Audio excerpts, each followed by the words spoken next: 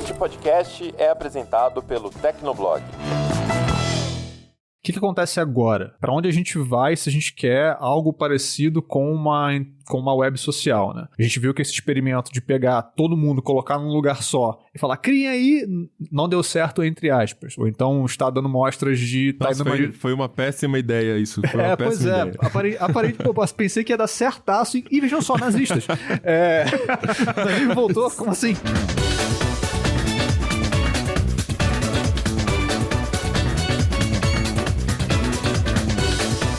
Olá, ouvinte, seja bem-vindo, está começando mais um episódio do Tecnocast. Eu sou o Thiago Mobilon. Eu sou o Paulo Riga. Eu sou o Tássio Veloso. E eu sou Josué de Oliveira. Elon Musk quer que as empresas de inteligência artificial paguem para acessar o Twitter. E outra plataforma grande, o Reddit, também está indo pelo mesmo caminho. Só que para fazer isso acontecer, as duas empresas têm tomado ali algumas decisões, no mínimo polêmicas. No episódio de hoje, a gente pega um gancho nessas tretas recentes de Twitter e Reddit para refletir. Quando as redes sociais buscam lucro, elas se tornam lugares piores? Será que a internet social tá acabando? Então não esquece de dar 5 estrelinhas pro Tecnocast no Spotify, Apple Podcasts e assina o Tecnocast no seu player favorito. E agora sim, bora pro papo.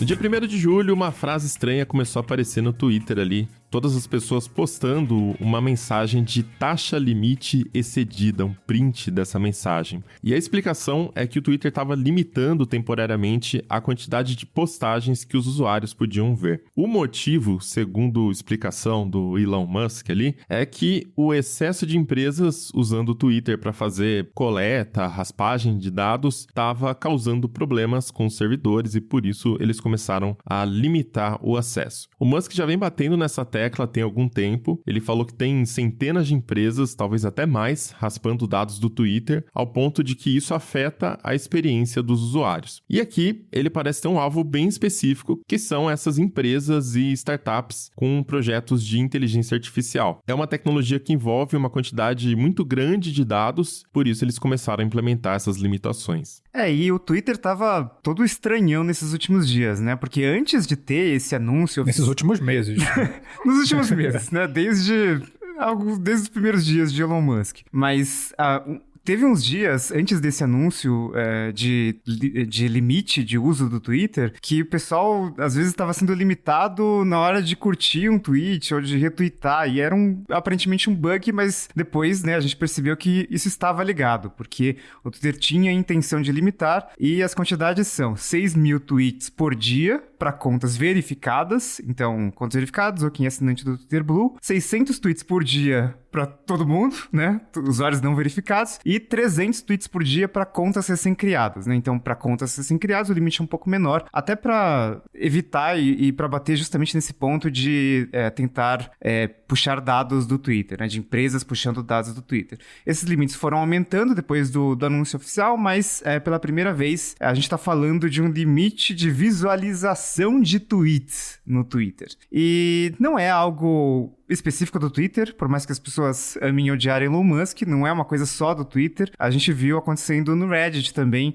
que é outra rede social que tá no alvo de muita gente, porque fez mudanças recentes na API também. Pois é, um dos fóruns mais importantes da internet mundial, e é aí que, em abril, o CEO do Reddit, chamado Steve Huffman, ele anunciou que o Reddit ia começar a cobrar pelo uso da API, e aí foi aquele Deus nos acuda. O foco era nas empresas de inteligência artificial que estão usando o conteúdo do Reddit para treinamento dos modelos delas. Então, a API continuaria gratuita para acadêmicos, para ONGs e para desenvolvedores que contribuam para a usabilidade da plataforma. Só que para todo o resto teria que pagar e esse valor era um valor alto, inclusive. E nas palavras do Huffman, do CEO, essas empresas elas varrem o Reddit buscando por dados e não retornam nenhum valor para a plataforma. E com tantas empresas envolvidas com a IA generativa, temos muitos exemplos por aí, esse seria então o melhor momento para apertar as regras, essas novas regras. E vale lembrar que há alguns meses o Twitter também passou a cobrar pela API, foi uma das decisões do Elon Musk. Então, nesse contexto, a gente tem essas duas plataformas bem diferentes, que são o Twitter e o Reddit, alinhadas em algumas ações. Então, tem esse entendimento de ambas, de que as empresas que têm projetos de IA precisam pagar pelo conteúdo que elas acessam, que elas coletam das redes. Acho que esse que é o principal ponto aí. Ambas aumentaram os preços das APIs e, assim, foi um aumento bastante significativo, como o Taz mencionou, a ponto de, a gente vai entrar um pouco nisso mais pra frente, mas a ponto de inviabilizar projetos de desenvolvedores independentes e aplicativos de terceiros, e de alguma maneira as duas se tornaram um pouco mais fechadas, né? De modo geral. Teve essa coisa da limitação aí no Twitter, teve também uma limitação que começou no dia 30 de junho, depois foi revertida, mas enfim, de que você não podia acessar conteúdo do Twitter, ver tweets sem estar logado, né? Isso durou alguns dias. Enfim, as duas plataformas aí alinhadas nessas decisões e também alinhadinhas ali nos protestos dos usuários, porque todo mundo unanimemente detestou essas ações tomadas. Mas o ponto é que essa origem desse problema, digamos assim, parece ser a mesma. Tem empresa de IA varrendo aqui o nosso conteúdo, raspando nossos dados e vai ter que pagar. Não pode mais ser de graça. Então, acho que esse que é o primeiro ponto aqui da conversa, que acho que é legal a gente partir daí para ver todo o resto, que essas empresas precisam de dados para treinar seus modelos. Tá todo mundo usando o ChatGPT, todo mundo vai querer que a busca, né, fique melhor com inteligência artificial, tá todo mundo indo nessa direção, e para isso precisa de dado, precisa ler conteúdo gerado por usuários. E aí, vocês acham que as empresas têm que pagar por princípio? Acho que esse tema, ele não é diferente do que a gente discutiu nos primeiros Tecnocasts do ano. A gente só tá vendo ele chegar nas empresas de redes sociais. Então, aquela velha história, né? Para falar só de Google, ele começou a exibir cada vez mais informações direto na página de busca. Começou ali pelo Yelp, aqui no Brasil teve o caso do Buscapé, quando o Google lançou o seu shopping. E isso foi a mesma plataforma que gerou milhares de negócios pelo mundo, milhões possivelmente, ela começou depois a absorver essas ideias de negócio, o que matou ou prejudicou bastante a receita desses negócios que ela mesma, como centro do universo, ali criou. E isso aconteceu também com a Apple, quando a gente vê a questão da App Store. A cada update do iOS, a gente via a Apple implementando um recurso novo, direto nativo no sistema, e esse recurso era inspirado em algum aplicativo que estava muito popular, ou lançando o seu próprio aplicativo inspirado nesses aplicativos que estavam muito populares. Quantos aplicativos de diário não foram pra vala depois que a Apple anunciou que ia ter um aplicativo nativo de diário aí no próximo... Acho que é no próximo iOS, né? Isso, no 17. Esse, pra ficar só no exemplo recente, né? Enfim, tem muitos outros anteriores. E aí a gente tem essas empresas de rede social que, historicamente, nunca conseguiram ter um modelo de negócios bom, sólido, mas eram empresas que eram queridinhas porque têm um engajamento muito grande, tem uma comunidade ativa, né? Não são as redes mais populares do mundo. Eu acho que isso faz delas também as redes mais queridinhas. Afinal, ninguém gosta daquilo que é o mais pop, né? A galera da internet gosta de ser diferentona. E o Twitter até então ocupava esse espaço. Acho que o Reddit ainda ocupa. Em comunidades assim, você também tem certos tipos de conteúdo que são muito atraentes para empresas que estão treinando Large Language Models, assim como tem nos blogs, no próprio Tecnoblog, na web aberta. E aí eu não sei, se todo mundo for cobrar, ninguém vai receber nada também. Como resolve o problema, né? Porque é óbvio que eu não acho também que tem que dar de graça. É difícil e, na verdade, todo mundo, todas as empresas de conteúdo, de mídia, de internet estão pensando nisso todos os dias e não tem uma solução mágica, né? Você tem vários modelos ali, tem um modelo de assinaturas, enfim. Acho que a diferença de brigas antigas ali entre Google e outras empresas, tipo um Buscapé da vida ou Yelp, etc., lá pro começo da década de 2010 e agora em que a briga é contra os Large Language Models, né, o ChatGPT da vida, Google Bard e tal, é que na década de 2010 você estava brigando contra uma empresa que pelo menos direcionava tráfego pro serviço. Né? Então, no começo você tinha, sei lá, as avaliações de restaurantes começam a aparecer no Google, por exemplo, mas o Google ainda está mandando o tráfego para o Yelp. Então, por mais que o Yelp tenha algum problema ali, diminua o tráfego, né? Porque o Google vai mostrar ali os resultados na busca de uma forma muito mais prática e tal, ainda tem alguma coisa. Os LLMs não, né? Inclusive, até a posição do Google sobre o Bard é que ele não mostra as referências ali, porque ele não sabe de onde vieram as coisas ali. Né? Uma coisa... Tipo assim, né? Vocês inventam um algoritmo e não sabem. Tá. O que eles dão a entender é que, por exemplo, por que o Bing Chat mostra os links, né? Porque ele provavelmente faz isso de uma forma reversa, né? Então ele usa um GPT-4 da vida ali pra gerar o texto, etc. Ele faz a leitura de diversas páginas, mas aí, com base no que ele gera ali, né? Com base no que o Large Language Model gera, ele pega do índice do Bing e coloca ali as referências, né, mais próximas daquilo ali que ele botou, que tem ali no texto. Mas, no geral, quando você tá vendo uma rede social, tipo o Reddit, que tem muito valor, conteúdo ali, tanto é que as pessoas procuram, sei lá, como começar a investir Reddit dentro do Google, que elas querem ver experiências, que nada mais é do que o Perspectives do Google, então, né, tem valor em experiência de usuário e tal. Obviamente não dá pra deixar tudo de graça e sem nenhum limite, etc. Mas como equilibrar isso e como que funcionaria um modelo de remuneração, de pagamento, é muito difícil, até porque como que você comprova que um conteúdo foi usado, né, num corpus de um Large Language Model? Tipo, é muito difícil. É porque aqui ainda tem um agravante, né? Então, sites de conteúdo, tipo assim, manda o tráfego. E aí isso resolve porque equaliza. Tá ok, você treina o seu modelo, mas você continua mandando tráfego e aí tá todo mundo fica feliz. Neste caso, como essas empresas são muito grandes, elas estão pensando até em outras questões, que é a Microsoft, quando ela tá usando, por exemplo, o GPT dentro do PowerPoint e, enfim, de todo do Azure, enfim, todos os produtos que ela tá lançando usando IA, ela treinou aquele language model para criar depois esses modelos de negócio que ela vai ganhar por assinatura. Então eles estão pensando nisso também. A gente está servindo de base para criar esses novos negócios, que seja a própria assinatura do ChatGPT, $20 por mês, né? E o que a gente ganhou em troca com isso, né? Então essa questão mais em massa de, beleza, você quer sugar a minha API, suga, mas paga também uma grana por isso. E assim, no caso do Reddit, eu acho importante dizer que eles acabaram quebrando aplicativos que tinham a experiência de uso melhor que a do próprio Reddit. E o exemplo mais famoso é o Apollo, que inclusive era um aplicativo que eu usava. Você usava Apollo, cara? Putz... Meus pêsames, cara. Mas eu não acessava muito não, mas eu não entrava pelo site oficial e tal. Por causa disso, conforme eles foram quebrando os aplicativos, que os moderadores dos subreddits, sei lá, os donos, aí eles começaram a se revoltar e fechar também as comunidades, entre aspas, né? Então, primeiro, você tem esse problema inicial de fechar a API, cobrar muito caro, os aplicativos responderam, aí os usuários mais graduados também começaram a fazer um boicote, um barata voa, ninguém sabe o que vai acontecer com o Reddit. Barata voa? Esse desespero, assim. Não conhecia essa expressão, cara? Barata voa? Barata voa. Quando a barata voa, irmão, não. Todo mundo fica louco. É isso, entendeu? É isso.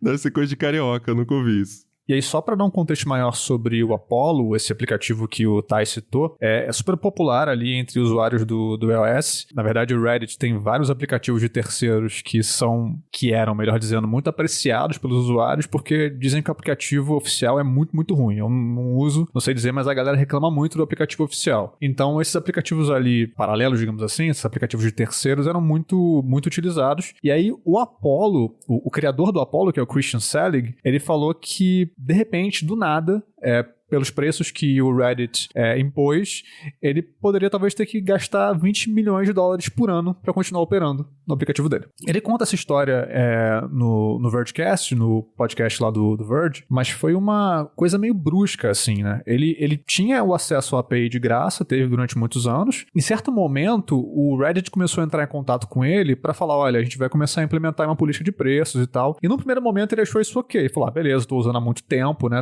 Tem sentido que eu comece agora a pagar também para eles. Beleza, vamos conversar sobre isso. E parecia haver um diálogo acontecendo. Parecia haver um entendimento entre eles. Só que de uma hora para outra, segundo ele, a postura do Reddit mudou. E aí, de repente, então, gente, os preços são esses aqui, tá? E não teve um espaço para negociação. Então, foi uma atitude bastante brusca do Reddit e do Huffman, né, que é o CEO, que deixou a base de usuários ali fervendo de raiva, né? Parecia uma traição, de fato, porque no caso do Twitter, vale até apontar isso. O Twitter, o Musk comprou. Então veio um cara de fora e tá mexendo na plataforma desde então, muita gente não gosta e tal, mas veio um cara de fora. No caso do Reddit, o Steve Huffman é um dos fundadores da empresa. Então a galera que tá lá desde sempre tá se sentindo muito traída, porque o cara que viu aquilo nascer e sabe como aquilo funciona, de repente tá com uma mentalidade de que não, a gente precisa provar o valor disso aqui, a gente precisa cobrar dessas empresas que vão usar a nossa API, e aí, meu amigo, se você não pode pagar, um abraço. Então ficou mais ou menos nesse pé. O que ficou parecendo, né, olhando de fora, queria ter alguma escuta lá dentro do escritório do Reddit pra entender de fato o que tá acontecendo, mas quando você deixa a API aberta, né, e tipo, sem custo ou com custo muito baixo, você obviamente libera o conteúdo, inclusive de uma forma mais fácil, mais automatizada até, né? Então, se o objetivo for se proteger de LLMs, não ia funcionar deixar a API aberta. Então, teria que cobrar alguma coisa, beleza. Tal. No caso do Apollo, a conta lá, né, que ele fez foi que, em média, cada usuário faz X aquisições ali por mês, logo daria tipo $2,50 por mês. Essa foi a média ali, e, né, multiplicando pelo número de usuários do Apollo, daria esses 20 milhões, o que obviamente ele não faturou 20 milhões de dólares por ano com o Apollo, tanto que o Apollo é freemium, né? Então acho que a versão gratuita permitia ler, mas não permitia escrever, alguma coisa assim, mas de qualquer forma, a maioria dos usuários do Reddit lê e não participa, né? São os lurkers ali. Então, tudo bem, né? Mas a questão é que ficou um preço muito proibitivo para um aplicativo independente. Eu não sei se... No Android também tem, mas no iOS a gente teve, tanto no Twitter quanto no Reddit, esses aplicativos que são aqueles aplicativos bem feitinhos, sabe? Que usam os recursos do sistema, que tem uma usabilidade boa, que tem uma interface bem feita. São melhores que o oficial. A exemplo do Tweetbot, do Twitter, né? Que foi morto pelo Twitter com a mudança de API no começo do ano até. Então, e o Apollo mais recentemente no final de junho. Mas não é que o aplicativo oficial é terrivelmente ruim, mas é que muito do valor, eu acho, dessas redes sociais, Twitter, Reddit, tá ali no conteúdo, tá ali no texto. Então, se você tem um aplicativo que te permite consumir aquele conteúdo de uma forma mais agradável, né? Pô, eu gosto muito quando tem um aplicativo bem feito, assim, dá vontade de pagar. Eu até paguei pelo Apollo Ultra, mesmo nem publicando nada no Reddit, porque é um aplicativo muito bem feito, de fato. E aí, com um aplicativo de terceiro, que é bem feito e tal, e ainda por cima não tem anúncios, e você pode ordenar do jeito que você quer, ou do jeito que as pessoas querem, e não do jeito que uma rede social tem mais interesse, né? Por exemplo, no Twitter, aquele for you, aquele para você, é de interesse do Twitter, mas não é do meu interesse. Um aplicativo de terceiro permitirá controlar isso melhor. Mas... Enfim, esse negócio de você deixar a API aberta nesse tipo de rede social, primeiro que você abre espaço para os LLMs, você perde um pouco da receita que você poderia ter tendo um controle maior dos usuários, né? Coisa que outras redes sociais não tinham muito problema, né? Tipo, Instagram, você usa o aplicativo oficial. Facebook, você não usa, mas se você usa, você usa o aplicativo oficial. Vai ler todos os seus dados e tal, normal, pra deixar lento o seu celular. Não tinha tipo um killer app, nossa, minha experiência no Facebook vai ser muito melhor se eu usar esse aplicativo. Não tinha. Então, assim... são redes um pouquinho mais específicas mesmo. Acho que o resumo do que o Riga tá dizendo é que uma boa experiência beneficia a rede. E, portanto, é um tiro no pé eles cobrarem 20 milhões pelo Apollo, sendo que todo mundo que fala de Reddit cita esse Apollo, né? Todo mundo usa esse aplicativo de terceiro. E aí o que eu fico pensando não tinha uma forma de fazer um contrato específico com... tipo assim, separa o tipo de API, ou separa o tipo de acesso, ou coloca um limite. Eu não sei, cria pacotes, saca? Diferentes. Então, se você vai fechar um acordo direto, 20 milhões não é o tipo de dinheiro que entra numa assinatura de cartão de crédito ali. É um contrato, você vai conversar com alguém, é uma coisa pessoal, saca? Não é uma coisa automática, você vai acessar a interface ali e assinar. Então, faz um contrato específico para esse tipo de demanda e viabiliza o modelo de negócios dele, porque é um parceiro. O Reddit se beneficia muito de ter o Apollo funcionando junto ali. Mesma coisa o Twitter, né? Então, acho que é um pouco de falta de diálogo também, um pouco de inflexibilidade. Simplesmente lançar a parada e falar, se quiser isso aí, se adaptem, senão a gente não se importa também. Parece um tiro no pé. Agora, o que vai acontecer de fato, eu não sei, né? Se vai dar errado ou dar certo, mas me parece um caminho não muito bom, assim. Uma leitura que eu faço disso é que a gente, durante algumas décadas já na internet comercial, tinha aquele modelo de web aberta, colaborativa e tal. E aí começou, de fato, a internet comercial. E com isso, essas empresas, elas, enfim, querem rentabilizar ao máximo. Só que chega nesse momento de dilema, porque o aplicativo ele é melhor. O Reddit não comprou o Apollo para melhorar, o que seria um caminho possível. Seria óbvio, né? E, inclusive, os relatos do CEO não, do responsável pelo Apollo, é de que os caras, eles estavam, assim, duros na queda. Isso que o Mobs falou de sentar, dialogar, tentar entender e tal, não aconteceu. Eles queriam simplesmente impor uma API, um custo pela API, porque isso ajudaria na valuation, um negócio assim, por causa do bendito do IPO do Reddit. Então, eles queriam ter um modelo padrãozão para todo mundo, só que você tem um King Kong dos aplicativos, que é o Apollo, e outros que, assim, faz meia dúzia de requisições por mês. E aí tem esse que custaria não sei quantos milhões de dólares. Então, assim, eu acho que o pior dos cenários foi o que acabou se tornando essa confusão toda. E aí o que mais me deixa chateado é que toda a ideia de web aberta, ela foi pelo ralo, né? Assim, cada um defendendo o seu interesse, ninguém conversa, ninguém vê, as coisas se fechando e uma experiência pior, tá deteriorando a experiência e a usabilidade desses aplicativos. Quando eu olho pra trás, assim, e começo a lembrar da história da internet, eu enxergo mais ou menos um jogo de war, saca? Imagina que a gente coloca o tabuleiro na mesa, a gente vai começar a jogar e os países estão todos livres ainda, ninguém é dono de nada, de nenhum território. Isso com a web aberta, de fato, lá no começo. E aí, de repente, a web começa a crescer, anos 2000, Google, as primeiras redes sociais, Facebook, e a gente começa a ver esses conglomerados se formando. Então, de repente, você tem um continente aqui que é o Google, o outro ali que é o Facebook, e o Facebook compra o Instagram, tenta comprar o Snapchat, faz o seu concorrente do Snapchat, chega o Twitter, enfim, e vão se formando esses conglomerados aí, esses continentes dentro da web. Então a gente tá chamando a web de aberta, mas na prática a gente já tava num estágio que mesmo os sites que eram 100% abertos, eles já não eram completamente como a web aberta. Porque, como a gente argumentou nos primeiros episódios do ano, né? Os sites já giram em torno do Google. Então, por mais que seja o seu servidor, seu conteúdo, seu jeito de fazer, ainda assim você faz tudo seguindo as regras do que o Google impõe, porque é ele que leva o tráfego para a internet inteira. E eu acho que a gente tá chegando na terceira fase agora, que o mundo já tá todo ocupado, o mapa já tá todo ocupado. E já tem esses grandes continentes formados. A partir de agora, o único jeito de você ganhar espaço é em cima um do outro. E aí, de repente, você tem essas comunidades que nunca conseguiram criar os seus conglomerados e montar os seus continentes, aqui como exemplo o Reddit e o Twitter, que nunca tiveram modelos de negócio reais, rentáveis de verdade, tentando proteger o seu território, porque eles sabem que o que vem a seguir vai invadir para todos os cantos e eles não têm como concorrer com isso. Caraca, bicho, a guerra mundial das redes sociais. Então, pois é. Só que essa guerra não é uma guerra que é uma bomba que chega e explode. É aquela meio que guerra fria, porque o Large Language Model tá rastreando tudo enquanto a gente tá conversando. Não é uma bomba que vai chegar e explodiu todas as empresas. A hora que ela aparecer, aí já era, porque foi treinado realmente com o conteúdo dessa galera toda. E aí, dentro disso, cara, eu tava até vendo uma notícia recente, só pra ampliar um pouquinho a conversa e mostrar como isso tá se mostrando um problema em diversos outros contextos.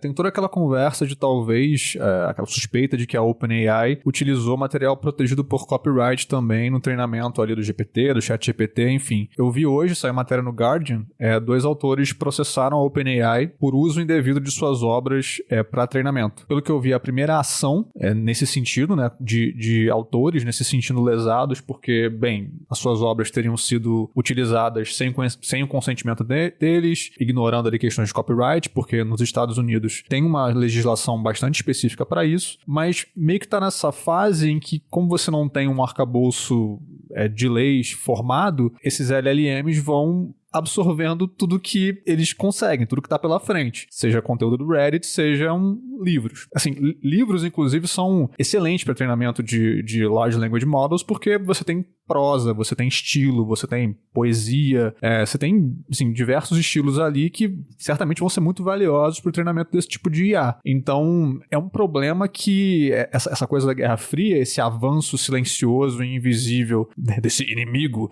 digamos assim, pega tudo, né?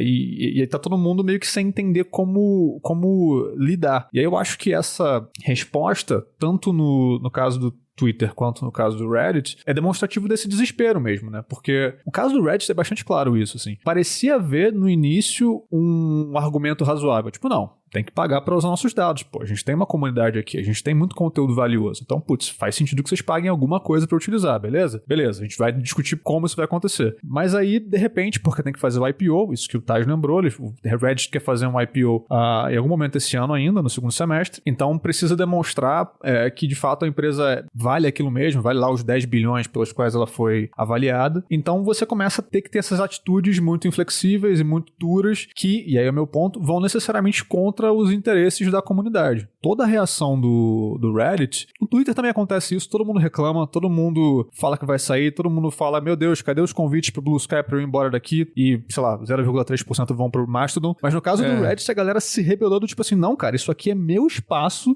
e como você se atreve, seu filho da mãe, de tentar mudar as coisas aqui, sabe? É porque lá eles têm controle nas comunidades, né? Eles conseguem fechar a comunidade. O Twitter já não tem isso. Porque no caso do Reddit, tem um fator adicional que é isso de as pessoas se sentirem donas da bagaça. E sempre tiveram esses controles todos e participam ativamente. Então, efetivamente existe essa colaboração. E aí, no fim, todo mundo se irritou, né? E o desfecho até agora é um desfecho que não resolve a situação de ninguém, porque os caras continuam fechando os subreddits, o aplicativo não tá funcionando e o IPO, assim, vai acontecer mesmo? Eles vão conseguir bancar? Dá pra acontecer desde 2021, né, cara? Então, tipo, é uma bola de neve meio difícil de conter e uma situação onde parece não haver vencedores. Você pode olhar pra um lado que talvez, beleza, houve toda uma mobilização, os moderadores fecharam ali os subreddits, então, basicamente, você não conseguia acessar e muita gente faz pesquisa no Google adicionando o Reddit na pesquisa, porque vai direto pro Reddit e em algum lugar do Reddit vai ter uma conversa ali entre pessoas, seres humanos reais, que vai ser um resultado mais útil de pesquisa do que o Google. Então, nesse lance do apagão do Reddit, quando esses subreddits ficaram fechados durante vários dias, até o Google foi afetado porque, de repente, você não tinha mais material de qualidade como resultado, né? Enfim, só que isso durou vários dias e a diretoria do Reddit não arredou o pé, continuou mantendo a mesma postura. Parece que eles começaram com uma ideia de, tipo, não, a empresa de IA tem que pagar. Mas vai ter esse dano colateral aí desses appzinhos de terceiros e tal. Não, mas isso é um dano colateral, depois a gente vê, e de repente isso virou realmente, a galera realmente pegou em armas pra defender a sua própria plataforma e que ela funcione com as regras que eles desejam.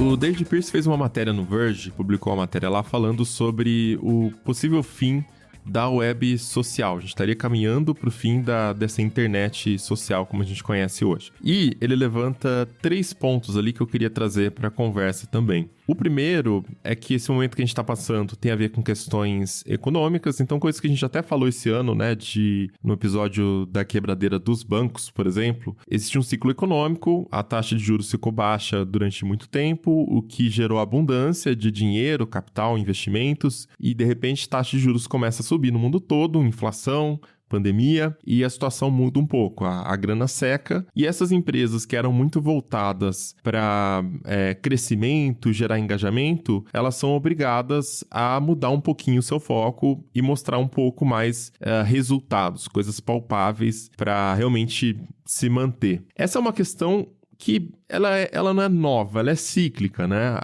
Se a gente voltar até lá na bolha dos .com, isso aconteceu com todas ali. Aconteceu com a Amazon, por exemplo. Foi obrigada a apresentar ali lucro, fabricou ali uma forma de gerar lucro nessa época, simplesmente para agradar acionistas. Já era uma empresa grande, já tinha feito seu IPO há alguns anos, já era uma empresa grande, negociada em bolsa e tal. Só que depois muda, o ciclo muda e, enfim, o jogo vai mudando também. Então, nesse ponto, eu não vejo muita novidade. Me parece que é só uma questão de momento isso vai passar, depois vem outra coisa também. E naquela época da bolha.com, o dinheiro também estava abundante. Todo mundo está investindo em empresa de internet, porque a internet era o futuro. É um pouco parecido com o que está acontecendo hoje com IA, né? O ciclo econômico não está batendo exatamente, mas essa parte aí, a história está se repetindo também. E o segundo ponto, que é o de mudança de foco, né? Que eu acho que é uma questão debatível aqui. Ele fala que essas empresas estão mudando o seu foco do engajamento e do crescimento, que eram até agora o foco principal das redes sociais, para gerar lucro. E quando você está focado em engajamento e crescimento,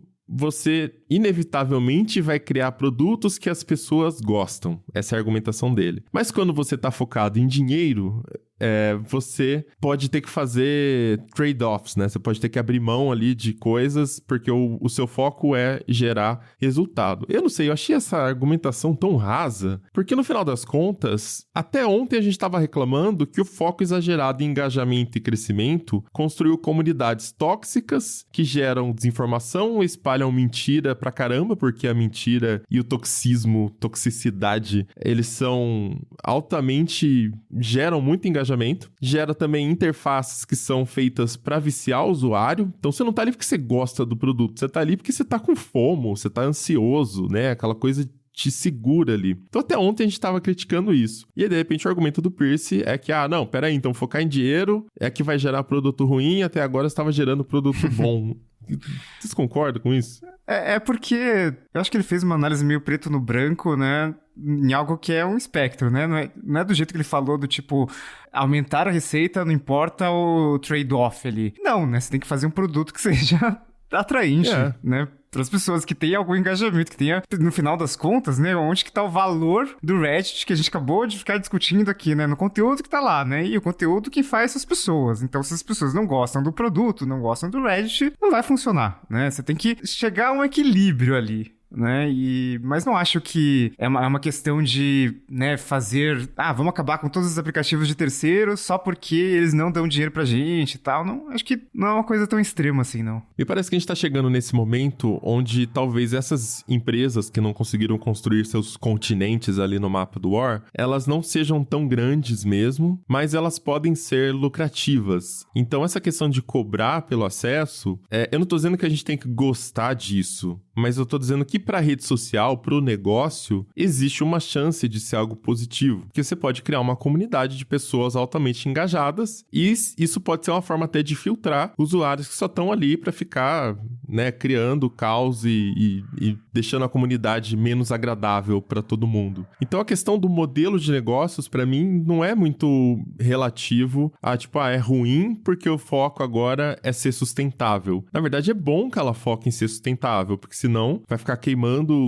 dinheiro de investidor até quando? Se inspira no Uber, Sim. assim. É porque eu acho que também que as redes sociais estão em fases diferentes financeiramente, né? Então, a rede social que eu mais gosto e mais uso, que nem todo mundo considera rede social, YouTube, né? Rede YouTube social, recentemente tomou uma decisão super impopular, que foi o seguinte: o YouTube tem o YouTube Premium. Se você tem o YouTube Premium, você tem alguns benefícios e tal, mas no final das contas, um dos maiores valores do YouTube Premium está em não ver mais anúncio nenhum, né? Nada de anúncio não pulável, fica aparecendo ali no meio do vídeo, no começo do seu vídeo, etc. Isso paga os R$20 de assinatura do YouTube Premium. Quem não paga YouTube Premium tinha algumas alternativas ali, como, por exemplo, usar bloqueador de anúncio. Agora o YouTube tá botando tipo um contador ali, terceira vez que você tá usando isso aqui, Tô te vendo, a gente vai bloquear esse vídeo aqui. A gente sabe que você tá usando bloqueador de anúncio, então, cara, assim, você pode assinar o YouTube Premium, daí você não vê anúncio, ou você não vai assistir esse vídeo e tal. E ok, o YouTube tem custos, mas hoje, e durante muito tempo, o YouTube foi um produto deficitário do Google, né, comprou por 1,6 bi ali, mas o custo de infra, né, de vídeo, de streaming, enfim, era maior, e hoje o YouTube é um produto lucrativo do Google e tal. Mas o YouTube hoje, esse negócio de você bloquear quem usa Adblock é mais uma questão de otimização de receita, né? Enquanto que um Twitter, enquanto que um Reddit, eles estão mais ferrados, assim. Então, eles estão mais desesperados. Então, as decisões que eles tomam, acho que acabam sendo mais enérgicas e acabam sendo até sofrendo um pouco mais de resistência, porque são decisões que, tipo, tem que dar dinheiro. Não é que as pessoas já veem algum valor naquilo ali, por exemplo, e daí elas, tipo, é só uma questão de otimização. Parece que eles estão meio que saindo do zero, parece que eles estão saindo atrás, e então é uma questão mais de sobrevivência ali. Cara, mas o YouTube também eu não vejo... Eu não... Ver valor é uma coisa relativa, saca? Tipo, falar que você vê valor em pagar R$20 pra não ver anúncio no YouTube, 25, sei lá, é porque, cara, eu prefiro isso do que ser impactado com 300 anúncios a todo mundo. Porque ver anúncio é muito ruim, né, cara? Tem uma estratégia... A estratégia de precificação que chama Decoy Pricing, não lembro o nome completo, mas é o lance da pipoca de cinema. Quando você chega lá pra comprar pipoca, e a pipoca mais barata custa R$18, aí a média custa R$20, a maior custa R$23. Aí você fala assim, a média tá um bom custo-benefício, né? Uma pipoca que, sei lá, você gastou R$3 no milho, você acha que R$20 é um bom custo-benefício? Todas Não são é. caras. Todas são extremamente caras. Só que você ancorou o preço base tão lá em cima, que a hora que você paga o preço médio, você fala assim, tô no lucro aqui, sou espertão, né? Sou espertão. É um efeito psicológico, cara. O preço base do YouTube é uma cacetada de anúncios que eles não tinham e hoje tem. E se você parar de assinar, já era. É isso.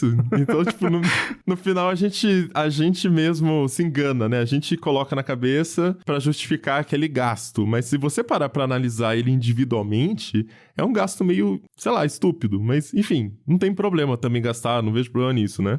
Mas eu acho que é o mesmo caminho que o Elon Musk foi com o Twitter, quando lançou a assinatura do Twitter Blue. E aí a galera, nossa, putaça, tal. Cara, é um modelo de negócio. Quem quer pagar, paga. Quem não quer pagar, não paga. E dane-se, sabe? No final, vai ter gente vendo valor. Tanto foi que a Meta lançou a versão dela também. E agora você pode comprar o verificado no Instagram, no Facebook, enfim. Eu acho que tem pontos negativos, né? Acho que você distorce um pouco o significado do verificado, que era realmente combater fake news, talvez, ou garantir que, isso aqui é o presidente de fato que tá falando, sim, né? Uma pessoa X que tá falando. Mas, no final das contas, o que vai definir se é bom, se é ruim, é isso. As pessoas aderirem ou não. Mas olha, em relação a isso e ao selo de verificado, eu só queria acrescentar que, no caso do Twitter, por exemplo, eles tomaram essa decisão. E uma das coisas que acontecem é que os verificados, eles têm prioridade no algoritmo. E com isso, prejudicou quem mais produzia e, entre aspas, trabalhava de graça pro Twitter. Exatamente. Os jornalistas, os veículos de imprensa que publicavam as coisas lá e que hoje em dia, assim, não vale mais a pena ficar participando tão ativamente do Twitter, porque a mensagem não chega nas pessoas. Então, tá chegando num ponto em que até essa discussão toda vai pro Threads, vai pra sei lá o quê, mas eu acho que tem a ver com isso também. Você vai destruindo de tal forma a experiência ali para quem produz, para quem também geraria valor pra rede social, né, que é o conteúdo, as pessoas que estão lá, que as pessoas vão abandonando. E eu tenho notado muito isso no Twitter, pessoas que eu seguia, que hoje em dia não fazem mais questão de publicar, de interagir, o algoritmo não as beneficia, e pode ser que o Reddit vá pelo mesmo caminho, porque essa comunidade aqui, esse subreddit, então não vale mais a pena colocar as coisas ali. Então eu acho discutível isso, o valor dessas assinaturas, sabe? A questão que eu tô pondo eu sempre faço o advogado do diabo no Tecnocast, né? Eu não tô defendendo e nem sendo contra. A questão que eu tô levantando é que ninguém gosta de mudança. E a gente tem que observar também onde que as coisas foram ancoradas. Então, quando a gente fala aqui, e eu concordo com o Riga, que tipo, mano, eu pago 20 e pouco no YouTube e não consigo não pagar. Mas se você parar pra analisar racionalmente, é porque a ancoragem é socar anúncio na sua cara. Mesma coisa do Twitter. A gente tá puto com as mudanças do Twitter, porque a ancoragem era, cara, faz o que vocês quiserem, é tudo de graça, tá tudo aberto e é isso aí. Mas por debaixo do capô, a gente tem uma empresa que tem, quantos anos? 2007, 13, 16, quase 17 anos de vida e nunca conseguiu ser uma empresa com modelo de negócios sustentável, rentável ali. Então, uma hora alguém tinha que fazer alguma coisa com o Twitter, alguém tinha que implementar alguma mudança. E, como eu falei, mudanças vão gerar críticas. Ainda mais quando você ancorou as coisas de uma forma que estava tão aberto, tão livre para todo mundo fazer o que quisesse. saca? Então, do ponto de vista de negócios, você falou, tem pessoas, tem veículos parando de participar. Eu, como dono de um veículo, eu queria que o veículo fosse verificado. Não faz sentido a taxa absurda que eles cobram, acho que $5.000, não lembro, era uma coisa muito alta. Acho que é só R$5.000. pro veículo. Reais, né? Uhum. Mas aí você ia colocar todo o time, ia ficar mais de R$20.000 por mês pro Tecnoblog ter o verificado e ter o time verificado também. Então não vou pagar, óbvio, não faz o menor sentido. Mas qual é a consequência disso? Então, analisando só a dinâmica de negócio. Vou engajar menos, vou postar menos no Twitter. Isso vai gerar algum problema pro Twitter? Debatível. A gente pode falar que, eu percebi aqui que tem menos coisas na timeline e tal. Mas no final do dia, o que conta é os números gerais da plataforma cresceram ou reduziram? Tem mais usuários engajados? Não, tem menos usuários, mas tem mais receita, por exemplo. Isso é o que conta. Entende? É ser sustentável. Não adianta Isso você é o que faz fechar a conta, né? Exatamente. Então, é meio que a coisa se autorregula, saca? Esse é o ponto. Então, mas me parece, isso que você descreveu, me parece mais ou menos o que o Pierce fala, tanto que mais pro final do texto ele dá uma...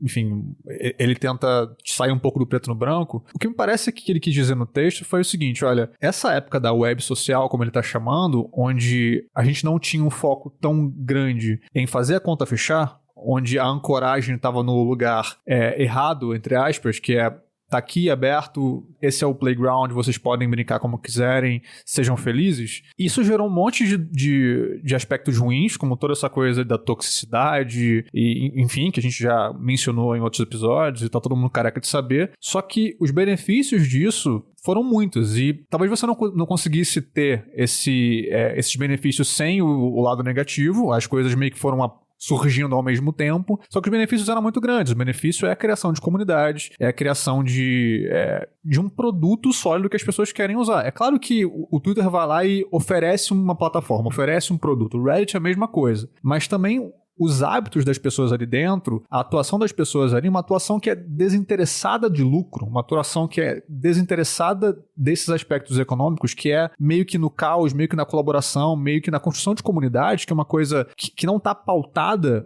em fazer a conta fechar, é isso que torna esses lugares o que eles são. É só mesmo nesse contexto, onde você tem essa ancoragem que está no lugar errado, mas que não está nesse lugar de precisar fechar a conta, é só aí que essas coisas acontecem, é só aí que você consegue criar lugares tão vibrantes. A partir do momento em que você precisa remover a ancoragem do lugar onde ela está e colocar em outro, aí você tem uma outra coisa completamente diferente. Eu acho que é esse processo que ele está falando no texto, de dizer, então, essa web acabou, não tem como mais. Então, nesse sentido, eu acho que a avaliação dele está correta, no sentido meramente descritivo, não dá mais para fazer o que a gente fazia antes, a gente precisa de dinheiro, e infelizmente vocês vão ter que lidar com isso. Só que daí pra frente, eu acho que o ponto fica, beleza, onde você vai colocar a nova ancoragem? Porque aí, beleza, o Twitter vai lá e começa a cobrar pelo verificado. Eu consigo pensar em motivos pelos quais você poderia assinar o Blue. Por exemplo, se você é um produtor de conteúdo, precisa escrever mais. Quero fazer textos mais longos no Twitter. E aí você pode escrever mais palavras, você pode editar o texto, colocar itálico, negrito, etc. Tudo isso tem no Blue. Eu consigo perceber valor nisso, oferecer isso para criadores de conteúdo pode fazer sentido. Agora, você colocar ancoragem na verificação do usuário não faz sentido, como você mesmo já mencionou. Então, eu acho que é aí que mora o problema. Você precisa colocar ancoragem em lugar novo, mas você coloca, em cobrar pela coisa que faz menos sentido de ser cobrada? Como assim? Ele criou um pacote para diferenciar as pessoas querem se diferenciar, né? E tem muita gente com 100 seguidores assinando o Twitter Blue, o Instagram também já vi uma galera, então eu acho que é isso, cara, cara, se oferece, quem quer paga, quem não quer não paga. Eu não tô dizendo que eu concordo com tudo, que nem eu falei, né, verificação de autenticidade ali de veículo ou de pessoas importantes, eu acho que alguns até continuaram verificados, não foi todo mundo. Ele manteve para alguns ali, para algumas personalidades e para alguns veículos. Inclusive alguns contra a vontade. Exatamente. Que as pessoas não queriam mais e parece que ele paga do próprio bolso. O Stephen King tá boladaço, inclusive. Paga do próprio bolso. Ele manteve... Dizem o cartão de crédito é no nome de Elon Musk. Exatamente. O Stephen King foi um desses e falou, mano, eu não tô pagando esse negócio porque eu tô com esse blue check aqui do lado, dane-se essa bosta. Mas é isso que eu acho, no final as coisas se autorregulam. Se a rede for piorar de fato, porque assim, a gente tem o ranço do Elon Musk. E eu acho que o ranço, a gente tem que saber separar o ranço do que vai acontecer ou do que são os fatos. E o fato é, se tem gente pagando e o modelo for sustentável, o conteúdo pode até continuar bom, pode até filtrar gente tóxica, eu não sei o que vai acontecer, esse é o meu ponto. Com todas as ressalvas que tenho ao que foi feito e a quem está fazendo. Mas meio que tem que esperar pra ver, saca? O que vai acontecer. Se piorar o conteúdo e as pessoas vazarem, ele vai ser obrigado a mudar de novo e aí as coisas voltam a achar esse meio termo, que eu acho que é o desafio que estão todas as empresas enfrentando nesse momento. E só pra completar, assim, acho que tem um ponto só que eu discordo, que o Riga até definiu bem, né? Que o Percy foi muito preto no branco. Não acho que é bem por aí. Eu não acho que tem essa relação de, tipo, se envolve dinheiro, não tem qualidade. Se não envolve dinheiro, aí cria-se essa comunidade. Até porque pode até ser o caso do Reddit, não conheço tão a fundo como funciona lá, mas no Twitter ninguém tava lá só por saca? É muita vaidade, é muita grana envolvida de fato. Quando você vê os influenciadores, as pessoas que estão ali postando, até a galera que tá militando pra caralho, tipo, eu sou de esquerda, eu sou de direita. Tipo, não, cara, é muita grana rolando por debaixo dos panos ali. Principalmente quem tá trabalhando aqui como a gente nessa área, a gente sabe como é, saca? Não tem ponto sem nó. Até o tweet mais inocente que você vê, super engajado, super viralizando, a pessoa tá construindo uma marca, ela tá construindo audiência e tá vendendo isso de diversas formas. Então, enfim,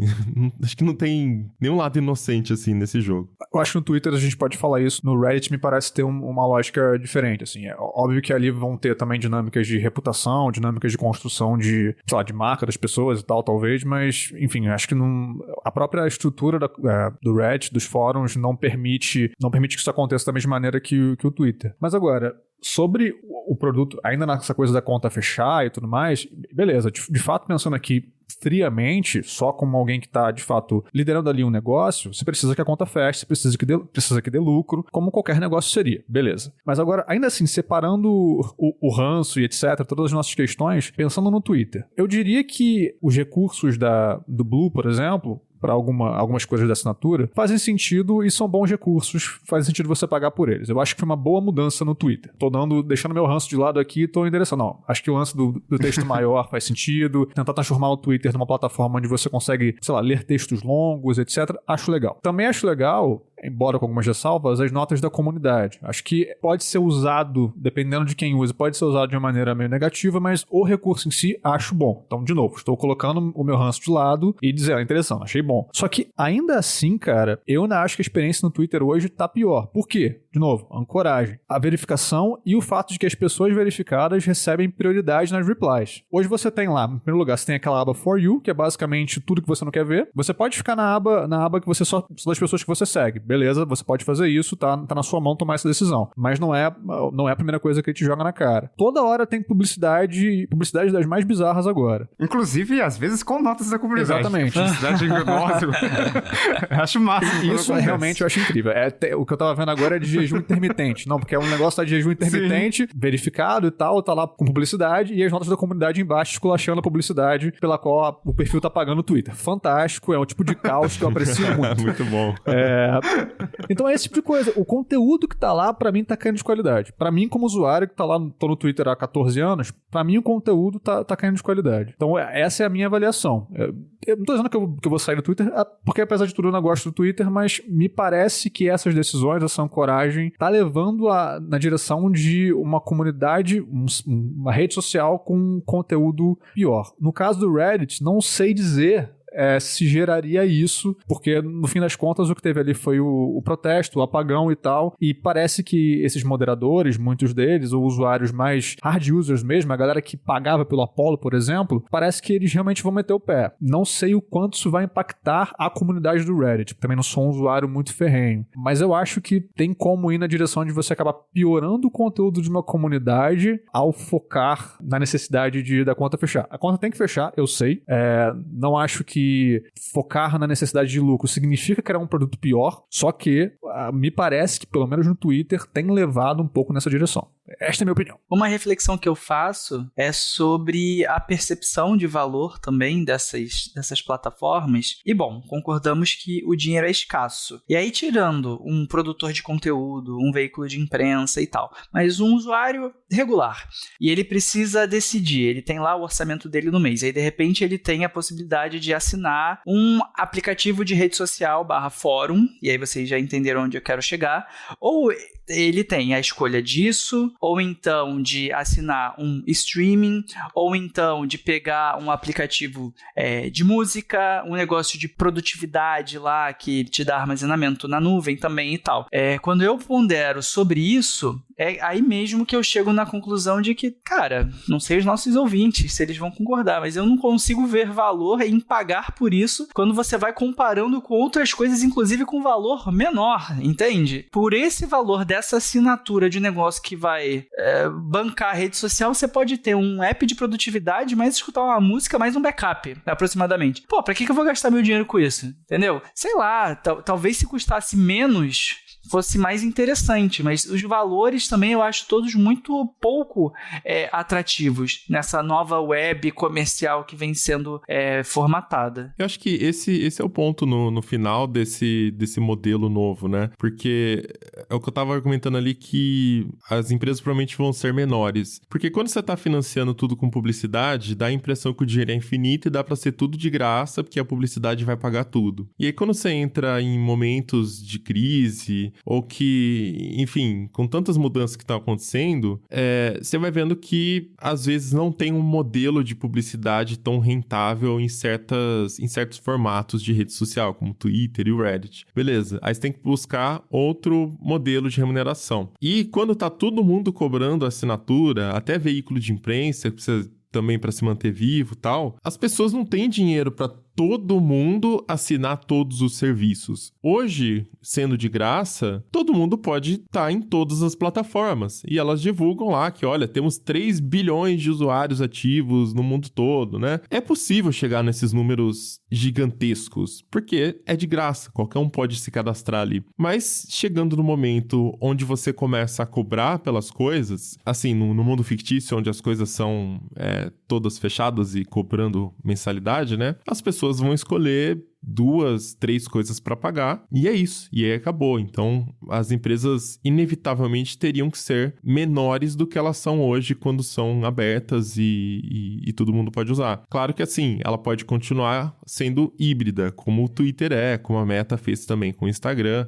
Você pode acessar normalmente, você pode usar normalmente, mas olha aqui, você quer ter um benefício extra, você quer ter o selinho de verificado, você quer ter não sei do que lá, paga aqui uma assinatura. Mas ainda assim, você não vai conseguir pagar a assinatura de absolutamente tudo que você gosta de usar no dia a dia, saca? E inevitavelmente você vai fazer essa escolha. Eu acho que também dificulta um pouco, para as duas redes que a gente tá falando, o Twitter e o Reddit, o fato de não terem preços regionalizados, né? Então, não sei se é uma coisa que, sei lá, eles não sabem porque eles não acompanham, sei lá, não tem a mínima ideia do que acontece no mercado brasileiro, mas assim, serviço de música, serviço de vídeo é muito barato no Brasil, comparativamente ao resto do mundo, assim, né, em termos absolutos ali, porque, sei lá, o YouTube Premium, a gente tá falando de R$20, né, por mês.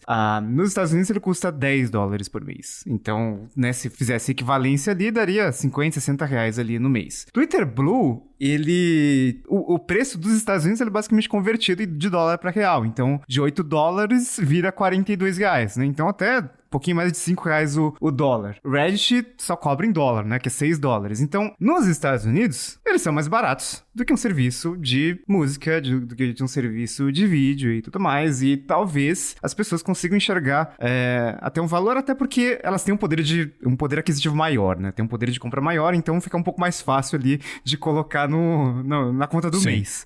Mas, sei lá, no Brasil, para que uma empresa desse tipo, né, seja lucrativa, ganhe escala, pelo menos, em outros países, precisa ter essa questão de preços regionalizados, né? Da App Store é assim, por exemplo, né? Então, um preço em dólares, ele não necessariamente vai ser a conversão para reais. O desenvolvedor pode escolher quanto que ele vai cobrar em determinados mercados, né? Inclusive para assinaturas. O Twitter poderia ter colocado uma assinatura mais barata no Brasil, mas não fez porque, não sei, ou porque não vê o Brasil como uma prioridade, ou porque simplesmente não sabe que, enfim, precisa ter essa paridade ali.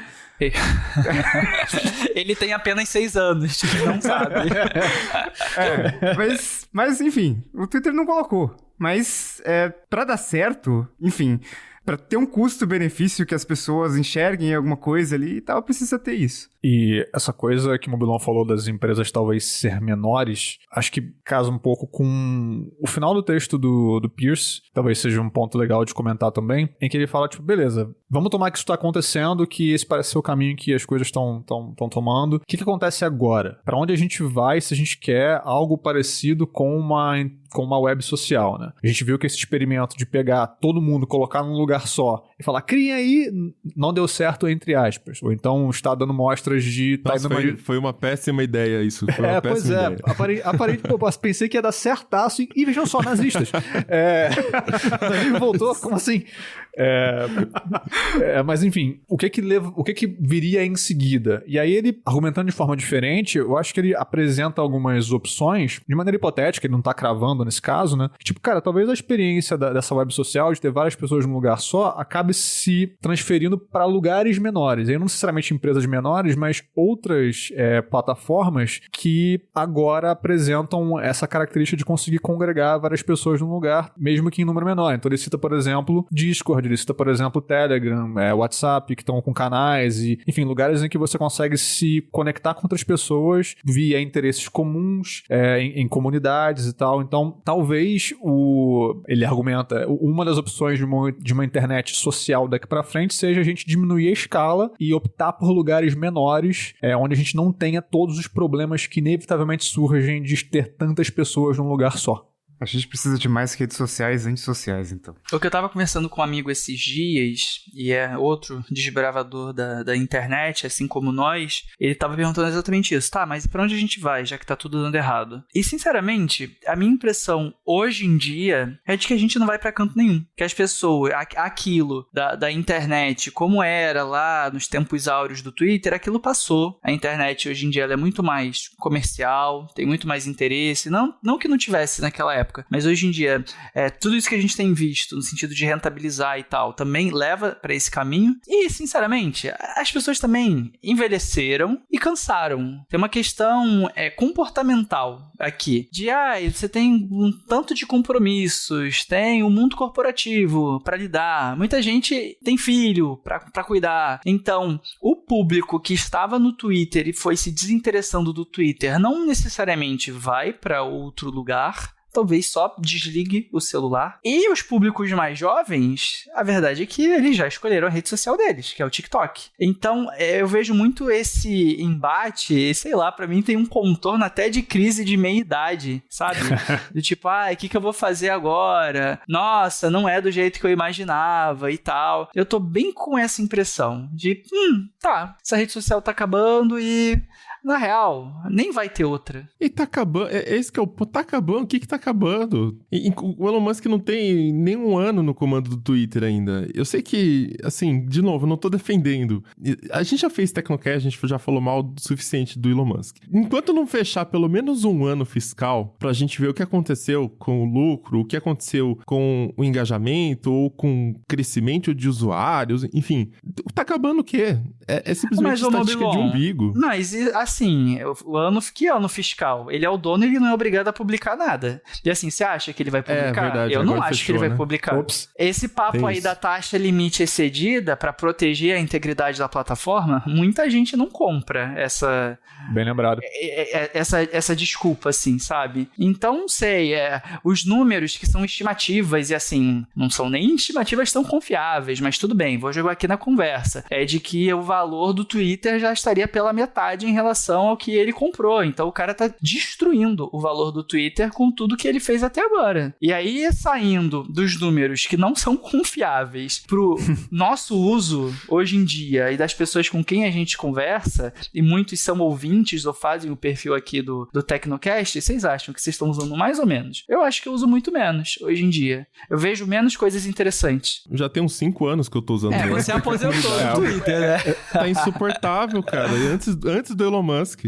Ele já vinha piorando e o Elon Musk colocou a pá de cal. É isso. Eu desisti antes dele, saca? E eu desisti porque a galera que reclama do Elon Musk já era insuportável pra mim. O Mobilon é melhor que Então, todos tipo, nós, o Elon e nem Musk precisa do Elon Musk, tá ligado? Eu cansei de me estressar, cara. Tipo, o Elon Musk é insuportável, a galera que reclama dele também então, tipo, esse é o problema do Twitter. Essa galera tá tudo na mesma sala, sabe? Não dá pra aguentar, não. Por isso que as pessoas têm que ir pro TB Comunidades, porque lá todo mundo é educado, todo mundo explica as coisas e dá tudo certo. Fica aqui o convite para todos. Exatamente. Comunidade.tecnoblog.net. E, no caso, agora acho que o Mobilon vai ter que ir pro Threads, né? O Threads vai salvar todo mundo. Mark Zuckerberg vai nos salvar, gente. Esse cara apareceu agora, rapaz novo, agora vai pra frente. E eu tô achando lindo a galera migrando de rede social porque o bilionário, vou pra outra rede porque eu não aguento mais lidar com esse bilionário Elon Musk. E vai pra rede do Mark Zuckerberg, que Cambridge Analytica rouba seus dados e é bilionário também. Então, tipo, mas o design é tão bonito, Mobilon. Pelo menos o Threads não sai do ar. Vamos combinar que não sai do ar, pelo menos. Até agora, não. Eles estão pagando a conta lá dos servidores e da nuvem direitinho. Tem muito servidor ocioso porque ninguém usa mais o Facebook, então dá pra colocar. Tem redundância.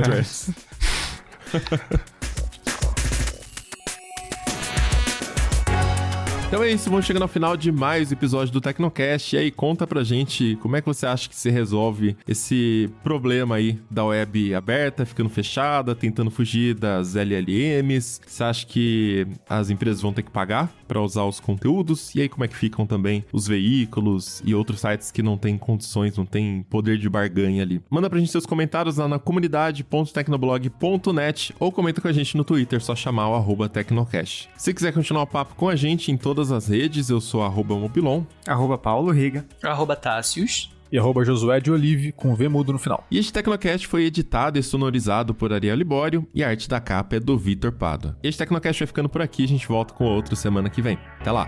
Tchau. Bye! Tchau, pessoal.